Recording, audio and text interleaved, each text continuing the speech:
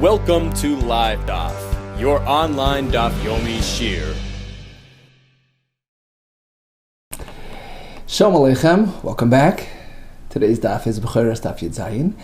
We begin at the wide line, so it's the second wide line. Rachel Sheyolda min Eis, right at the two dots. Back to the Mishnah. We learned about a nidme, an offspring which is dissimilar in his looks to his mother, in which case it is exempt from Bechora, unless, as the Mishnah concludes, unless it is somewhat, partially resembling his mother, and that is sufficient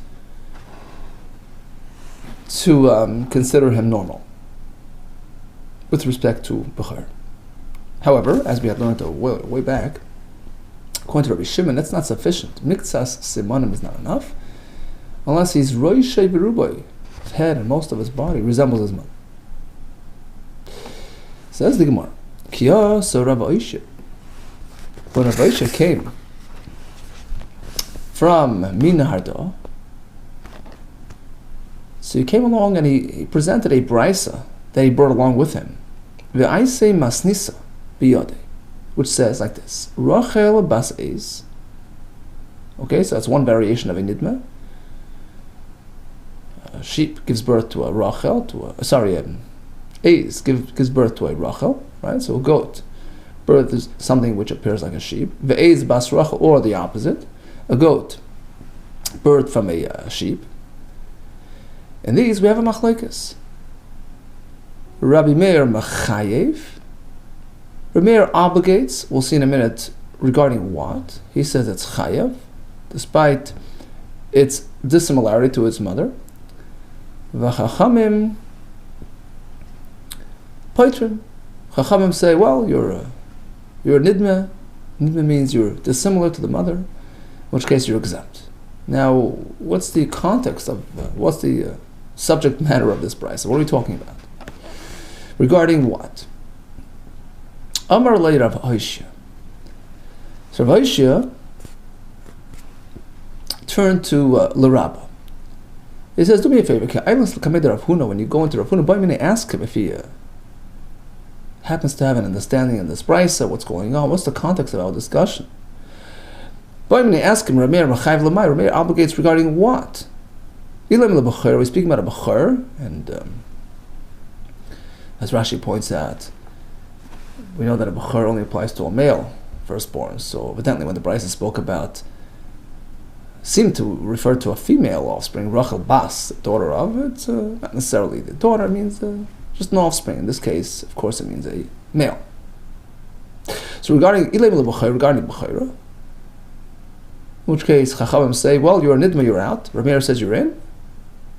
How could that be so? Well, lastly, Rav Meir, does Rav Meir not hold of the pasuk of the drasha ach bechor shor, which we learned a while ago? Extra word bechor shor, to tell you that the baby has to be similar to his mother. Ach yehu shor bechor shor. The mother and the offspring have to both appear the same. Okay, so all agree that a nidme is exempt from bechor. El reish hageiz. Apparently, we're speaking about reish hageiz, which is the obligation to forward a portion of the sharing of the wool to a kohen. In which case, Rabbi Meir holds that even in this case, you're obligated. Now, you may recall back from Chulin, we learned that this special mitzvah of reish hageiz applies strictly to sheep's wool, as opposed to goat's hair, which is not called gaze because it's plucked off, it's not shorn. And likewise, we also learned that even sheep's wool, if it's too harsh, too hard and rigid, a certain type of sheep whose wool is not suitable for making a garment, it's also out. Okay, so back to our story. We have a sheep, Rachel Bas Eis, whose mother is an Eis. Or in the reverse, we have an Eis, Bas Rachel, mother's a sheep, and the offspring appears like a goat. In both cases, Rav Meir says it qualifies as a sheep with respect to reish hageiz. Says the Gemara. Now, in the second scenario, where it's an Eis Bas Rachel, mother's a sheep, but the offspring presents like a goat, in which case he has goat's hair. which is unsuitable for making a garment, a proper warming garment, which needs to be have insulation properties, and it has to be soft, and it molds the form of the person, and it's got layers, and it's insulating. So hard material doesn't accomplish that, doesn't provide that coverage. In which case, why would Rameir obligate this type of wool in Reishis HaGeis? Says the Gemara of Leisley, does Rameir not subscribe to the halacha ha'datanut v'Rabbi kvasim, even real wool from a real sheep, but if it's a certain type of sheep, shetzimron kasha, whose wool is hard, but turin Reishis HaGeis, they're exempt. Shenemar megeiz kvasa yischamim. Pasuk in Eiv, that the wool is meant to warm a person, which this doesn't really do. Amalesi responded like this: you're right, we're not speaking about Bechor, we're not speaking about Reishis HaGeis. Nechsi Anan, let's try to analyze the Brisa here.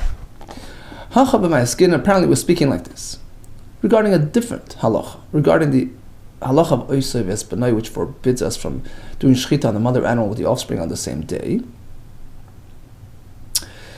And we're speaking Barachel Shyodu Beneis. A sheep gives birth to something which appears like a goat, okay, but what's the father about? Va'avev Taish. And the father likewise is a goat. And the question is, could you do shchita on the father and the offspring, who are both sort of goats, on the same day? And the question is, do we reckon with the father's involvement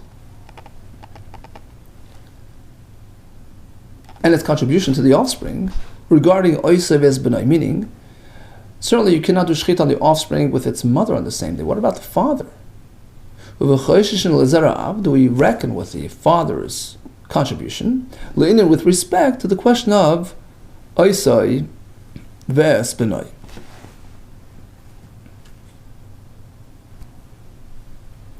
Okay, so the question, that's the point of machlekes. The Rameir Savar Meir holds, in this case, where both offspring and father are both from the goat, variety. Choshishin l'zarav, we reckon with the father, in which case they're paired up, and you can't, they relate to each other, and you can't shech them on the same day. But Rabbanan Savri ein choshishin l'zarav. Rabbanan say no, ignore the father. The offspring doesn't relate to his father, rather to his mother only, in which case, in this case, even though both father and offspring have similar appearance, they both appear as goats, nevertheless, there's no problem shechting them on the same day. Asks the Gemara if that's the issue, if the machlegas amounts to the general question of whether the Isser of Oisei v'Esbanai applies to father and offspring as well. So then, skip this whole, deviation issue, whether it's similar or dissimilar. It's really just a general question. Even if offspring is alike to both its parents, the question is, can you shech the father and the offspring on the same day? It's actually a machlokes that has already been discussed back in Chulin. It's a machlokes between Chananya, who says that father is included in the Isser, Rabbanan who disagree. If that's the issue, Liflugu, they should be arguing a general machlokes b'choshishin l'zarav ba'alma. In general, whether you reckon with the father, Bifluk to the Chananya v'Rabbanan, similar to the machlokes between Chananya and the Rabbanan. Why discuss all kinds of deviating factors as part of this equation? Ella, rather you're right. Lo'elam libchayra. Let's go back to the first suggestion. Machlokes revolves around the bechor issue. This firstborn, is he going to be kaddish or not? And we're not speaking about just a simple nidmeh where the offspring differs from the mother. It's more complex. We're speaking Barachel bas Rachel bas Eis. We have 3 generations to speak of. Grandmother was a goat, birthed a sheep, who birthed another sheep. So let's do it in numbers. 1, 2, and 3. The grandmother is 1 sheep. 2 is daughter. grandmother is goat, right? Bas Eis. Number 2 is daughter, next generation, sheep. Number 3, our present, generation here, the one we're speaking of, is a sheep as well. So there are 2 ways to look at it. Is it considered nidmeh or not? With reference to his mother, perfectly alike. But in reference to the grandmother, it's dissimilar, it's a nidmeh. So the question is what to focus on. Mar savar zilbasal imay. Rameir says, look at the mother. He matches zilbasal imay. V'hai lav nidmahu. In which case he's not a nidmeh, he's perfectly kaddish, he's a bechor. Umar savar zilbasal imay di imay. Rabbanan say, you can't ignore the grandmother. V'hai nidmahu. In which case he's dissimilar and it's a nidmeh. We've always said another variation of this complexity would be if it leapfrogs. So it goes from sheep, goat to sheep. Rachel bas Eis bas Rachel. Sheep coming from a goat, coming from a sheep. So grandmother is a sheep. Number 1 is sheep. Number 2 is goat. Number 3, granddaughter is a sheep. So the current offspring is dissimilar to its mother, but matches up with grandmother. Shall we say the sheep element has been restored, back on track? He's not nidmeh. He's perfectly in line with his ancestors. Or the fact is he's not matching up with his mother. Again, 2 ways to look at it. Mar savar chazra sayus. The sheep aspect has been returned to its place. Lim kaima. Back on track. That's Rameir's opinion. We connect him to the grandmother. Omar savar le chazra sayus lim kaiman. Rabbanan disagree. The fact is he's dissimilar to the mother. That's a nidmeh. Rav Ashi Amar, yet another pshat. We're speaking about a standard case, Rachel bas Eis or Eis bas Rachel. The question is he kaddish in kedushas bechor? Now, why would Rameir say yes? The fact is he's a nidmeh. The answer is there is some similarity in mitzvah simana, and the question is that sufficient? Right? As per the machlokes we already had in the past, Uman Chacham Reb Shimon, or Chachamim will say is exempt. As Reb Shimon Shita Damur says, partial similarity is not enough. Let's say it's mostly Roishe and Ruba compared to the mother. According to Rameir, partial resemblance is enough. Okay, so again we had a brisa with a deviant offspring looking strange, different than the mother. Rameir says chayev. Chacham say potter. Now chayev what? Potter what? Several options we had. We thought maybe Reish Agez, it didn't work out. We thought Oisav Esbenoi didn't work out. So we came back to Bechor. We have several ways to explain. Either we have some sort of complex, zigzagging between the generations, in which Rameir says it's okay, Chacham say not, and we have the Rav Ashi's pshat that there's some similarity. Is that enough or not? So let's go back to that zigzagging approach. So you have either similar to the mother, dissimilar to the grandmother, or the reverse. And both, Rameir says it's still okay. Rameir would agree the goat, the chatas that our nation brings on Rosh Chodesh, and Tesis adds the same with the soir of Yom Tov, which is also a chatas tzibur. And these, the ba'inon ben seira, it has to be a goat, the son of a goat. He has to be berach harben, all the way up till the goat that Adam Arishan named. My time and why? Amakra, the pasuk says that you bring a sir izim echad lechatas. What's echad? To point out, to highlight that he has to be unique, pure lineage, pure yichus, all the way up the line. Echad hamiyuchad ba, he's unique. He's purely a goat, hamiyuchad ba, all the way back from misheshes meberishis. Ask the Gemara, v'hamacha nafka? Why do we need a new pasuk to disqualify this type of nidmeh? We have a different pasuk to disqualify a nidmeh. Shara kesef plat l'kalayim. Shara kesef, you have a newborn animal and you bring it as a carbon, right? Has to be pure shor, pure kesef, as opposed to a crossbreed.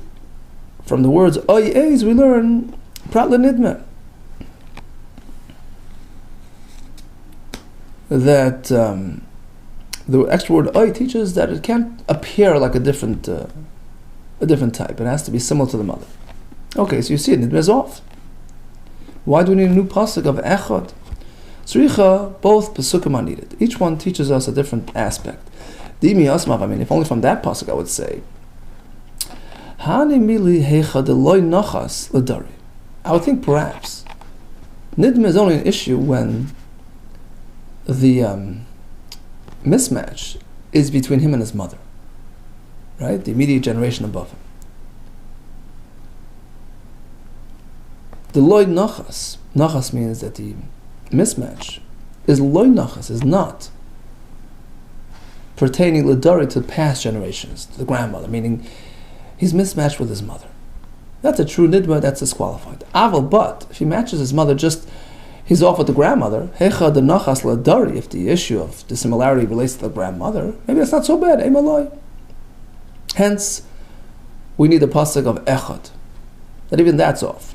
Vimihacha, on the other hand, if only from this pasuk of I would say Hanimin gadol gabe karu chayva. Maybe that's only for a chatos, an avol gedori korban, which has higher standards. Avol and adav. If he just pledge and donate a voluntary korban, such as the topic of the other pasuk of Shara Kesef, well, perhaps nidme is not an issue. Tzricha, that's what we need both psukim. At the end of the day, a true nidme, meaning mismatch with his mother, is unfit for any korban. But if it's just a question of lineage up the line, then it only is possible for the korban, the chayva, the chatas tzibur, etc. And this is all according to Rameir. According to Chachamim, any sort of mismatch is considered nidme regarding all halachas. Right? But according to Rameir, if he's a true mismatch all the way up, then that's a real nidme, which is possible for anything. But otherwise, if it's just a partial mismatch, like if he's similar to the mother but dissimilar to the grandmother, or vice versa, it works for all kabaris except for korban chayva.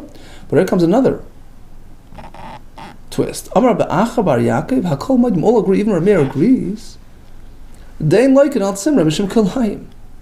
The wool produced by this slightly mismatched sheep doesn't qualify as true wool regarding kalayim. So if one mixes it with linen, he doesn't get malchus. Why? Because it's not pure wool. It doesn't have that purity element, which is required for Isser of Shatnes. Shenamali Silvash Shatnes, the pasuk warns against mixing wool and linen. The pasuk continues, don't wear it. Semer o pishtem yachtav, wool with pishtem, with linen, with flax.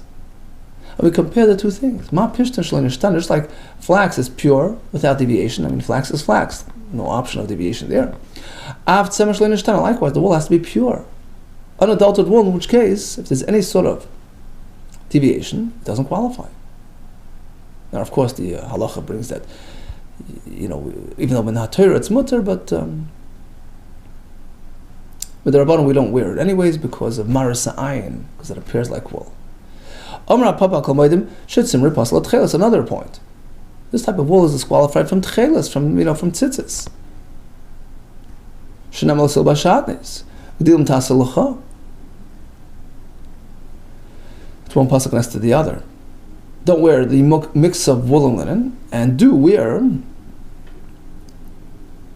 strings of wool for tzitzis. We compare the two halachos. Ma pishn shlenishtan, after shlenishtan, likewise. The tzemer has to be without deviation, just like the wool, just like the linen.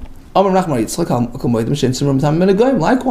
third halacha, where pure tzemer is required, that's for negoyim. A beget comprised of this off-brand wool is not going to be susceptible to negoyim. Shenemar, as a pasuk once again links together the wool to the pishtim. Shenemar beget tzemer, beget pishtim. And we compare ma pishtim shlenishtan, just like the linen is pure without deviation. Of shlenishtan, likewise the wool. Amar Rashi, I'll add another one to the list of something which experiences slight deviation, which is a disqualifying element. So he has his vine, which he hung over his fig tree. Any grapes growing off that vine are disqualified from being used for nesachim, for pouring on the mizbeach. Yein pasal nesachim. My time of why zevach nesachim. The pasal compares the nesachim to the animal. Just like the zevach is without deviation. Why? As we know, nidme, right? This pasal. So the same with the grapes and the wine. Af nesachim shlenishtanu. And therefore it's possible. Now you're wondering what kind of change, what kind of effect is there on the grapes just because they were sitting on the. So let's see. Maskal Ravina has a question on this point. Suppose he does the same to the flax. Hidle pishton al gabi higa. What would you say if he runs the flax plant over some sort of bush? Hacharamit lishtani. Is that considered a game changer? Does it change the material? In which case it's unsuitable for all these halachas. And if that's the case, then your whole formulation is now incorrect. You were based on a notion that pishtan never changes. And just as pishtan is an unchanged entity, likewise, the tzemar has to be an unchanged. Well, you can have pishtan that undergoes change, just as I described. If that's the case, you can't spell forth ma pishtan shlenishtana, that pishtan is an unchanged entity. The pishtan nam mishtana, pishtan can also undergo change if it's slung over a different plant. Amelie says no, big difference. Big difference between the two. When you hang your vines over a fig tree, the aroma gets affected. It alters the essence of the grapes. Zenishtana rechai, by the grapes, the reich, the aroma, undergoes some sort of transformation, as opposed to the pishtan, which doesn't have that effect. In which case, it wouldn't apply to pishtan, rather only to tzemer or to the case of the grapes.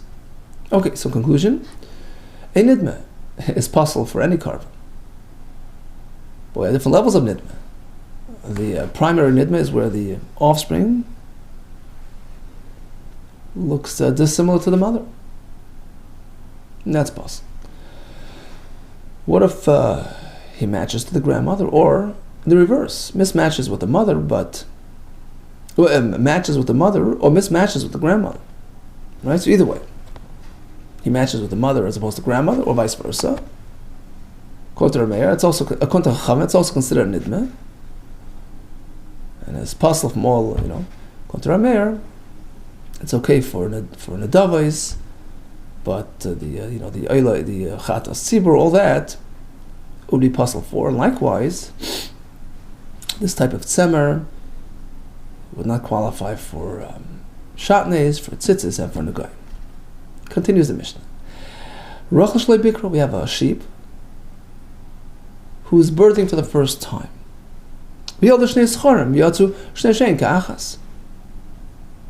And lo and behold, here come twin male animals, coming out as a double header simultaneously.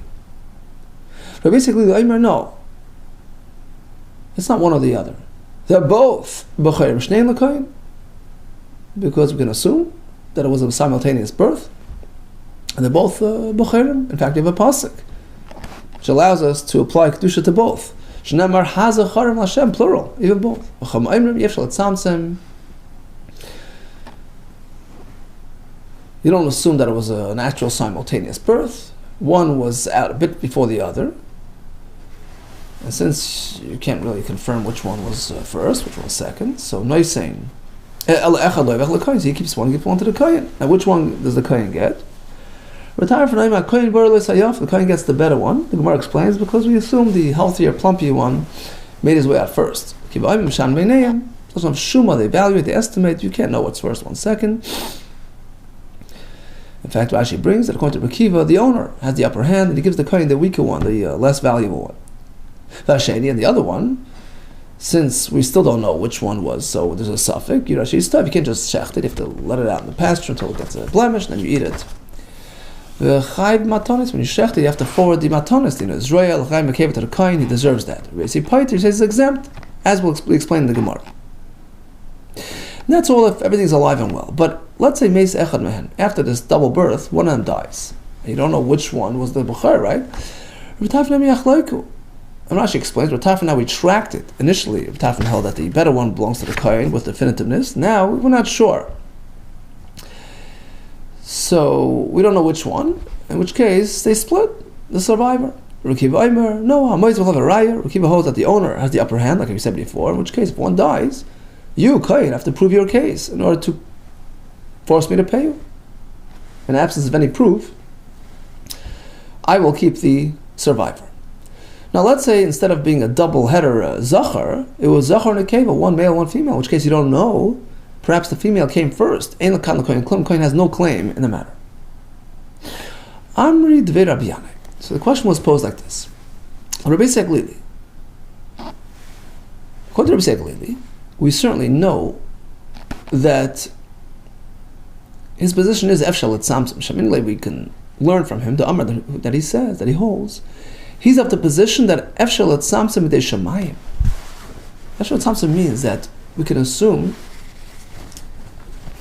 that things were exact and precise. In our case, it was in fact a double header, a simultaneous double header birth.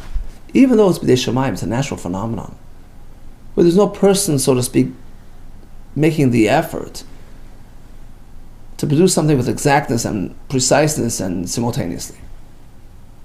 It's just a random, so to speak, occurrence. I mean, nothing's random, but meaning there's no known agenda to have it done perfectly together. Still, Rabbi basically assumes that it happened together. The Kolish can be dealt with certainly when there is human effort involved, where there is cognizance, and there's an effort being made to time them perfectly, or in a case of measurements, to measure it perfectly and precisely. Certainly, you can assume that he was successful in his endeavor. However, Rabbanah, what's the Rabbanah's opinion?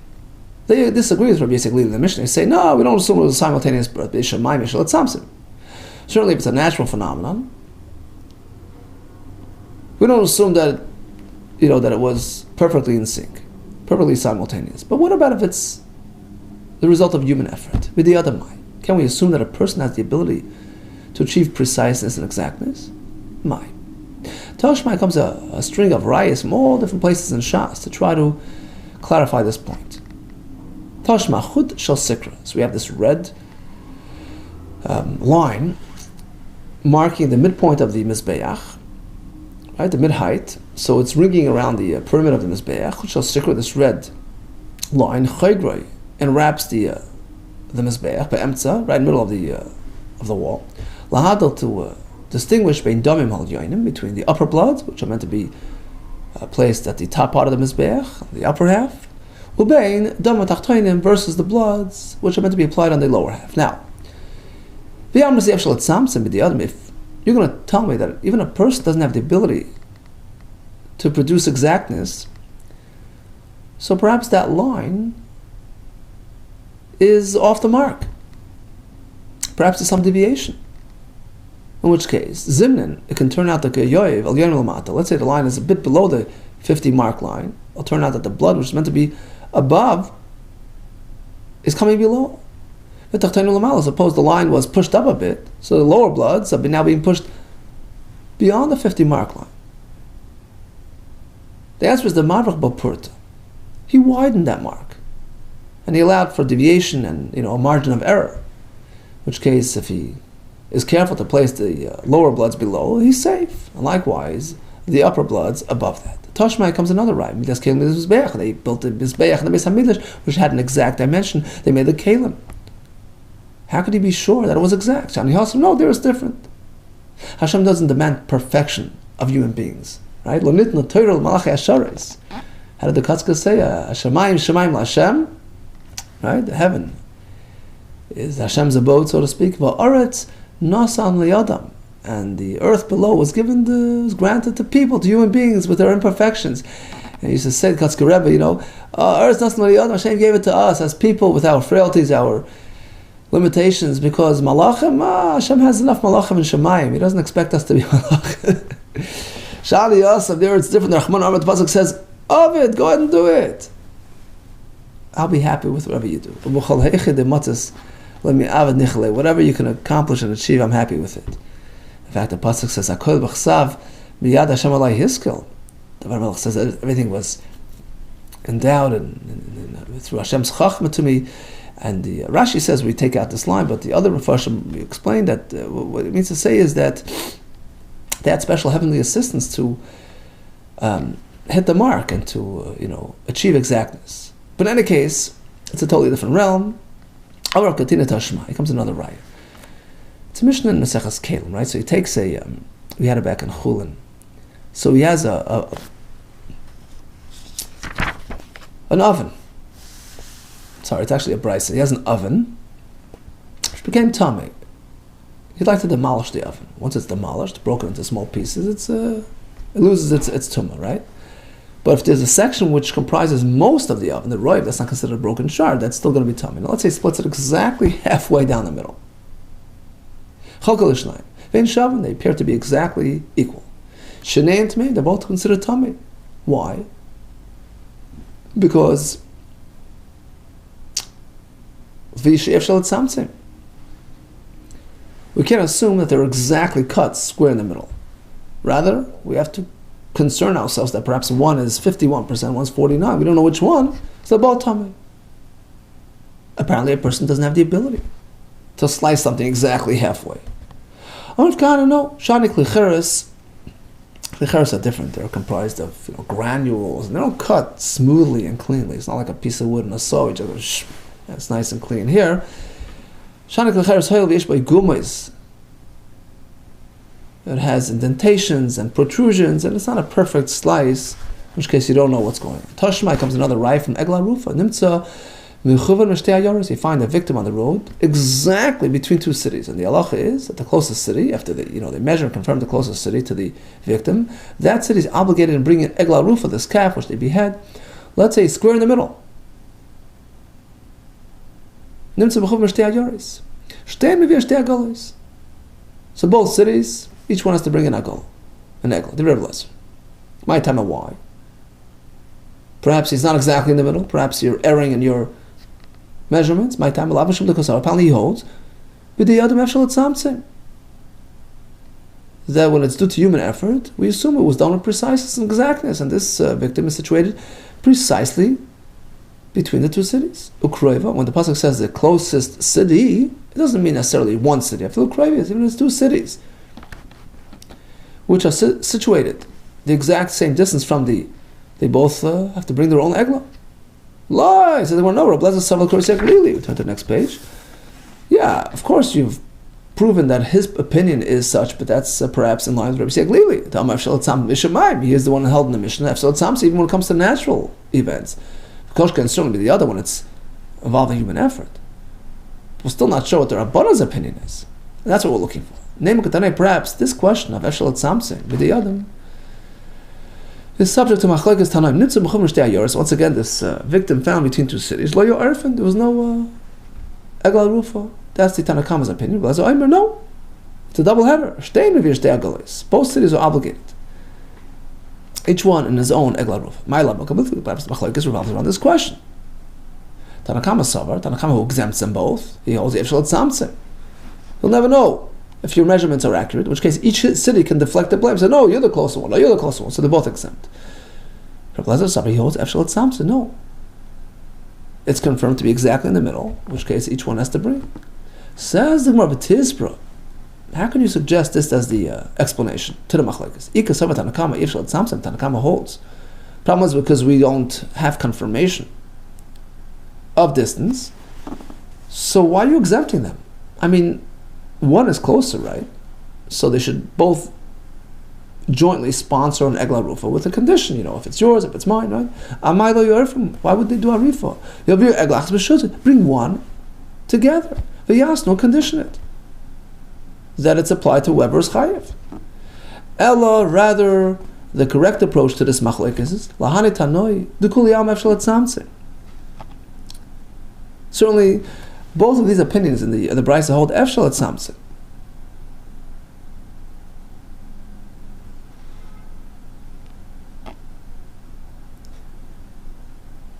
And Rashi adds, they're following Rabbi Siaglili's shita. Efshel etzamtzem. So what's the machlekes about? Tanakama says they're both off the hook. Why? The pasuk speaks about the closer city. It doesn't say krevais, closest cities. So that's the machlekes. The question is, do we exempt if it's a double city? Tanakama says kreva. The pasuk specifies the closest city, singular. But if it's two cities, which happen to be situated at the exact same distance from the victim, there's no egla rufa. Rav Lezer Savar says no. Kreva means afilu krevais. Even though it says kreva, it means even double. Okay, in any case, back to our question, what about the Rabbanon? What's their opinion regarding Efshel Etzamtzim? Ma'yav, what's the conclusion of that? Amar Rav Chiba Arvin, Tano, we have a different brisa, which will give us clarity on that. Nimtza Mechumer Shtei Ayora, same case, the victim was found between two cities, exactly. Rav Lezer Eimer, Shtei Nevi'ez, Shtei Agoles, according to Rav Lezer, it's a double header, right? One per city. V'chacham Eimer Meviu, Egla Achas B'shutfus. V'yasnu. Both contribute one egla with a condition. If it's mine, it's mine. If it's yours, then we're giving you our part. Okay. So it's a machlekes whether it's one or two. My kasav rabban. How do we explain to Chachamim that it's one jointly? Kasav rabban efshel etzamtzem. If they hold that you can achieve accuracy when you measure. Ukroiva fil kroivois. And kroiva means even if it's two cities, they both have to bring separately. I see tarti, then there should be two egles, one per city. Why only one? Vikroiva le kroivois.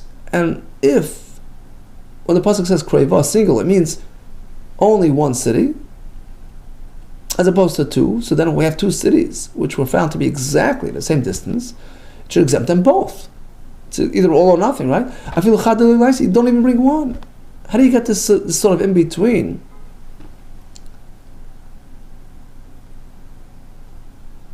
Of bringing one. Elo lav shmamino kasavira bonon yefshel etzamtzem.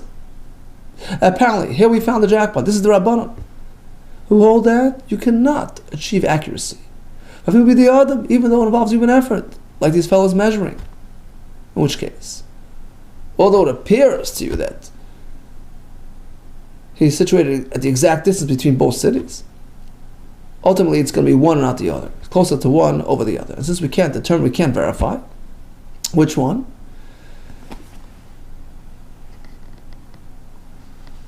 so you bring one. They jointly sponsor one on condition. This way, it's applied to whichever one is the closest.